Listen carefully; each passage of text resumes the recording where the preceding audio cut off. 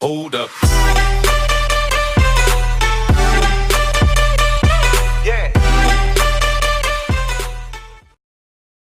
Баршаларыңызға қайырлы күн. Біздің 75-ші сабағымыз.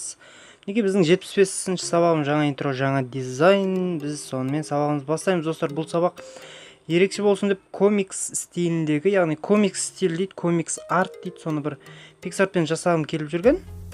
Сабақты бастамай тұрып, достар, біздің инстаграмды жарнамалай кетейін, достар. Өзімнің инстаграм miko.pro. Егер инстаграмда отыратындар болса, жазылыңыздар. Мен инстаграмма фотошоптың қысқарған процесін қалай жасау керек екенін салып отырамын.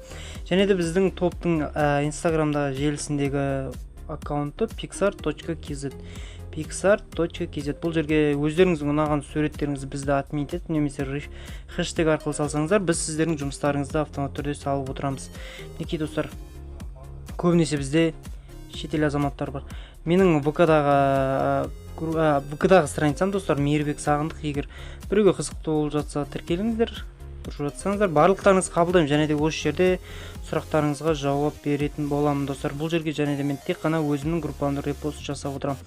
Photoshop сабақтары біздің ВК группамыздағы, достар. Егер сіздер YouTube'тан қарап отырсаңыздар, біздің Photoshop сабақтары группасына тіркеліңіздер. Бұл жерде күнделікті сабақтың шығатын уақыты және де басқа да фотошоперлердің жұмыстары шығып отырады. Біздің, достар, сонымен қатар YouTube каналымыз бар.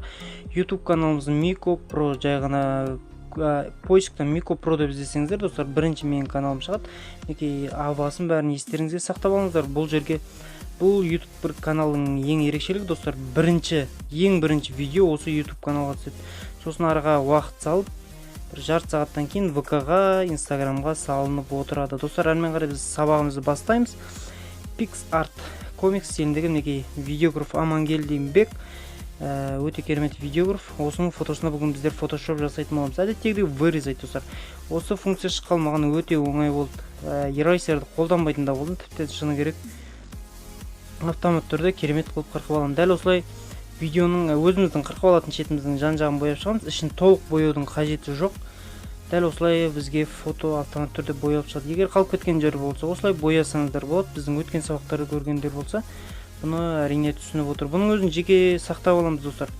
Егер стикерге салынбай қалған жағдайда бұны сақтап алған жөн, достар.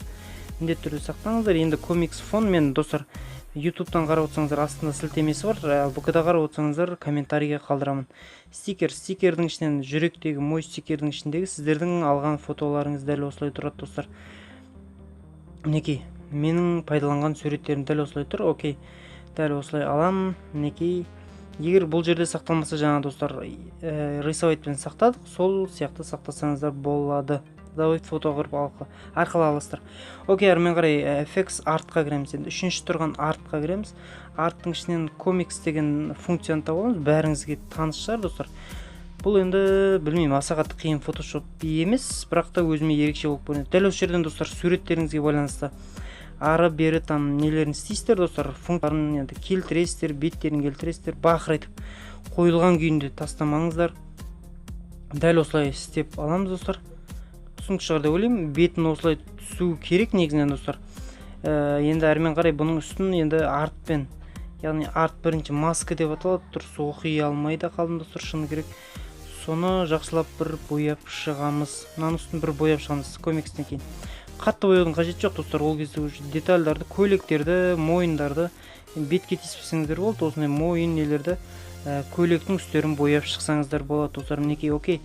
Бояп шықты, достар. Әрмен қарай біздер енді бұл функцияда суреттеріңізге қарап пайдаланасыздар. Обычно бұған доджер немесе осы бірінші тұрған эффект жақсы түседі. Доджерді 2-3 рет үстінен басасыздар, достар. Біреу аздық болады, шыны керек. 2 немесе 3 бассаңыздар. 2 негізі, 2 нормальный қылады, достар. Шында да бір керемет эффект береді доджер. Окей. Бұны аламыз. Енді қосымша, достар, бұл құр осындай болып қалмасын. Егер қаласаңыздар текст жазыңыздар, қаламасаңыздар жазбаңыздар. Окей, әрмен қарай, достар, енді біздер маскадан кіріп, достар, екінші тұрған функция, енді өзімізге керекті құр тек қана немен аяқталып қалмас үшін енді осындай қосымша детальдар қосып жібереміз, достар. Бұл фотошоптың бір айласы болып табылады. Окей, достар, мінекей біздің 75-ші сабақ дәл осылай. ешқандай да қиындық жоқ. Комикс стилінде егер комикс фон деп іздесеңіздер гуглде 1044 шығады достар. Егер таппасаңыздар мен комментарийға, егер ютубтан қарап отырсаңыздар астында сілтемеге қалдырып кетем. Достар, сіздермен болған мен Микопро, шынында да пайдам тисе қуаныштымын достар.